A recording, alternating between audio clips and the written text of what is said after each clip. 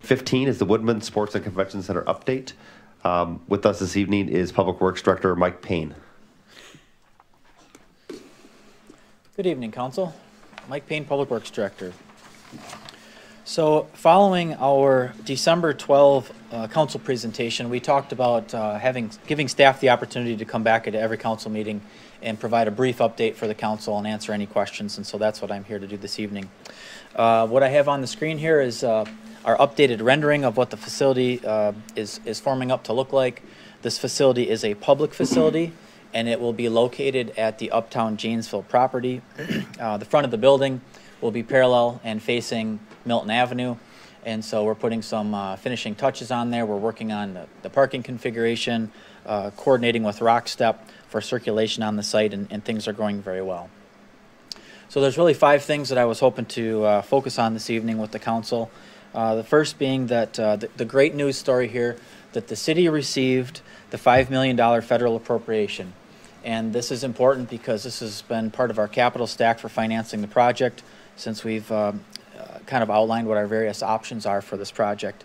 We're very grateful to Senator Baldwin's office and her staff for helping us get that through the federal legislation process.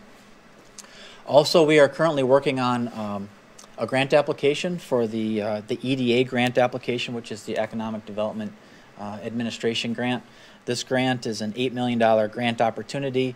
It has 50% matching funds, and so we're targeting this $8 million overall grant that would be 50% local funds and 50% federal funds.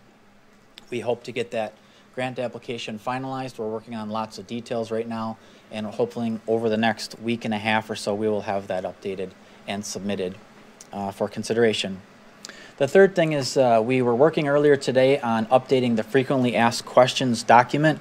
I understand maybe some technical difficulties there, but working on that right now, and we expect that will be updated by morning or in the morning. And currently that FAQ document is really focused on topics that we've received multiple inquiries on. So it's not every individual question that's ever been asked, but it's kind of conceptually what people are curious about when we're receiving multiple inquiries. Currently we're up to about 20 pages of information, and it's a great resource for folks on the city's website if they do have questions. The fourth thing there is the FISC, the Friends of the Indoor Sports and Convention Center. They are anticipating launching a new website on January 16th, and that website is going to be a great resource for the community.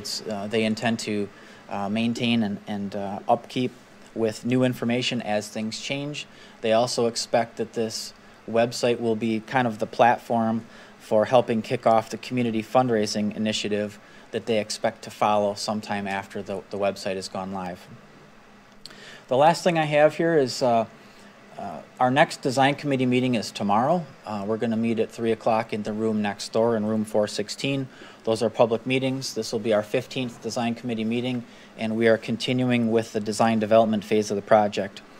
The topics for tomorrow, we are going to be focusing on exterior building materials, interior finishes, and refining the interior floor space. I just have 2 interior renderings to just share with folks. These are kind of the interior areas in the lobby, and what we're looking to do here is we're looking to maximize our flexibility in this facility, and we're not targeting a single sport. We've got a lot of different opportunities, and we're looking for flexibility. So this space can be used by the public, by families, for a variety of uses. We're looking at movable furniture. We're looking at different size and shapes. We're looking for family-oriented and family fun. So we're making progress. We're working hard. We're on track now. It was the council meeting on December 12th when we had the significant, I think it was about an hour-and-a-half presentation, so a lot of good information there, and Council President referred to the public can watch that through the website if they're interested. So that concludes my update for this evening. I would be happy to take any questions if the council have those now, or you can get questions to the city manager's office, and we would be happy to get you some answers and clarification. Any questions for the Public Works Director? Seeing none, thank you, Mike. Thank you. Councilmember Jackson does have a question for Chief Moore, though. Chief, I have a question. As each of us on the council, I have been repeatedly challenged to allow the citizens to vote, a referendum, if you will, on the WSCC. For clarification, can the citizens use the petition process to advance ordinances that are predominantly administrative in nature? I think this would have some bearing on the referendum on the WSCC. I think I would like to have a ruling from Walt, if you don't mind. Yes, sir. Sure, I'll be happy to answer that. Wisconsin law prohibits direct legislation, and let's clarify, there is a difference between direct legislation and a referendum.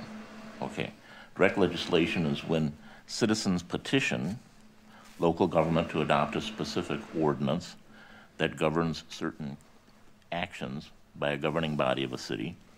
It has to be initiated by the individual citizens, and the Wisconsin Supreme Court has eventually, over the years, put down 4 conditions for that, and one is that the direct legislation cannot affect an administrative item of business.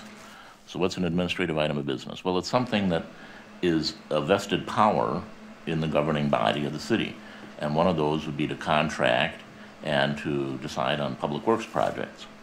So that's delegated by statute. City's a creature of the legislature. So it's a delegation, 62.11, I think, sub 5 of the statutes, delegates that to the city council. Okay. So there couldn't really be direct legislation on that. The city council could offer a referendum option, but that would be advisory because the city council cannot delegate its authority over administrative functions or its legislative functions to someone other than itself. So if there were a referendum, the council could schedule one and direct, it'd be advisory only, but the authority would still vest in the city council to make a decision about whether or not to borrow money or get into a certain project or authorize a certain public work. So there is a distinction between direct legislation.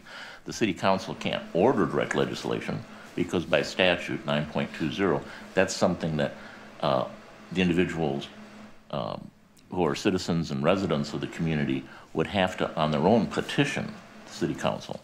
And then that's the distinction. But then that would be an ordinance that the city council could then consider or not. But the ordinance would be invalid under Wisconsin Supreme Court decisions because it'd be administrative in nature. Do we have any precedent in the city of Janesville for referendum on a city level, not a school level? Not that I remember. I don't think the city council has ever, referred anything for an advisory referendum. The council has talked about it, but it's never been delegated. Thank you. Thank you, Chief. Any other questions? Okay. I have one follow-up question, I guess, or 2 follow-up questions that were mentioned this evening. Number one, I think there's some confusion over whether this would be a publicly or privately owned building. Chief, could you answer that? Yes, this would be a publicly owned building. It would be a City of Janesville property. And then when the city council at the December 12 meeting, I guess, voted in favor of borrowing up to $17.1 million, that was not binding on the city, correct? That's correct. It was 17.3 million. And that was, thank you. Not binding, but correct. It was not binding. And that decision would not have any effect on someone living outside of the city, let's say in one of the townships? That's correct. It would only be City of Janesville taxpayers, and that 17.3 million equates to $35 about per property per year. Thank you. Any other questions for Chief Moore, Public Works Director? Clarify that a little more. It's $35 per 100,000 assessed value. Yeah, good point. For median home, I think. Well, I don't think it's median home. I think it's a $100,000 home, correct? Not $150,000 is Okay. the median home. Yeah.